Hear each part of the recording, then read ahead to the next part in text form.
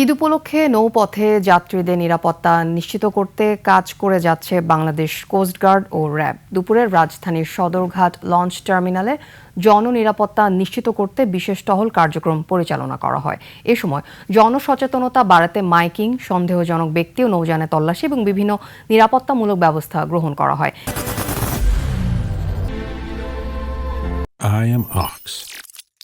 ঈদযাত্রা নির্বিঘ্ন রাখতে এবং যে কোনো অপ্রীতিকর পরিস্থিতি এড়াতে সর্বোচ্চ সতর্ক অবস্থানে রয়েছে আইনশৃঙ্খলা বাহিনী।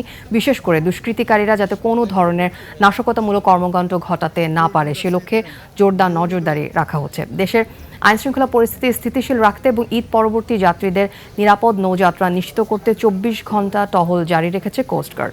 নদীপথে চোরাচালান, চাঁদাবাজি ও সন্ত্রাসী কর্মকাণ্ড প্রতিরোধে গোয়েন্দা নজরদারি আরও জোরদার করা হয়েছে। এবছর ঈদকে কেন্দ্র করে র্যাপিড অ্যাকশন ব্যাটালিয়ন 3 স্তর বিশিষ্ট নিরাপত্তা ব্যবস্থা নিয়েছে। এই শুধুমাত্র ঢাকার শহরের গুরুত্বপূর্ণ যেই পয়েন্টগুলো আছে, ধরেন সদরঘাট, সায়দাবাদ, শ্যামপুর, সূত্রাপুর, ডেমরা, এই বিভিন্ন গুরুত্বপূর্ণ জায়গায় নিরাপত্তা দেওয়ার জন্য আমাদের 32টা টিম কাজ করবে। তার পাশাপাশি 6টি সিভিল টিমও আমাদের কাজ করবে। প্রত্যেকটি লঞ্চ এবং ফেরি টার্মিনালেই কিন্তু আমাদের কার্যক্রম পরিচালিত হচ্ছে।